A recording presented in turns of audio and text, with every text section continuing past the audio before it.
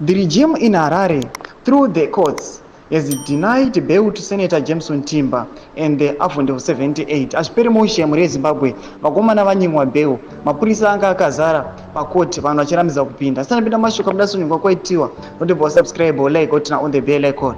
Nononogwa muchinzi they were even denied a physical appearance in court as the bail ruling was made through a virtual hearing. Their lawyers were instructed to remain silent. A magistrate, Ruth Moyo, delivered the bail ruling. One of the women in the video among the Afundi of 78 who suffered a broken leg after being brutally assaulted by the police lost her son just 2 days ago.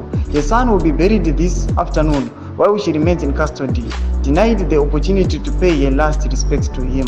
Ndo mashoko ari kubuda pana kuchinza vakomana vanyimiwa bail muri yeZimbabwe. Zvinhu zvinosirisa vakomana vakutoplana kuti saka maprotest tomatangisa sei, maprotest omira sei. Ndoda kuti aiwa vari kuti we cannot ever tolerate this. Zvinhu zvakuitika munyika yeZimbabwe zvakutigwadza, zvakutibata. Muri Zimbabwe tudzei mafungiro enyu nokudii pamusoro pechinhu chinobata kudai so chinogwadza kana inge relative yako iwe waireita sei. Pinda mucomment section medu kutize mafungiro enyu. Saka no subscribe, kulike, turn on the bell icon.